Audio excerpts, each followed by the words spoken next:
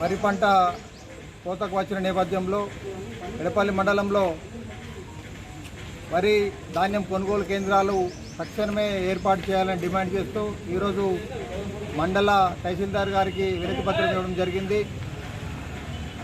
వరి కోతలు ప్రారంభమై సుమారుగా 10 రోజులు గడుస్తూ ఉన్నా రాష్ట్ర ప్రభుత్వం నిమ్మకు నీరెత్తినట్టు వ్యవహరిస్తూ ఇంతవరకు వరి కొనుగోలు కేంద్రాలు ఏర్పాటు చేయకపోవడం శోచనీయం.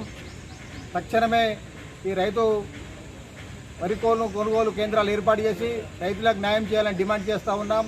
అలాగే అకాల వర్షం కారణంగా ఇటీవల ఏదైతే రైతులు నష్టపోయినో వారికి తక్షణమే నష్టపరిహారం చెల్లించాల్సిందిగా కోరుతూ ఈ రోజున మండల రెవెన్యూ అధికారికి మెమోరాండం ఇస్తూ ఉన్నాం. భారత్ మాతాకి జై.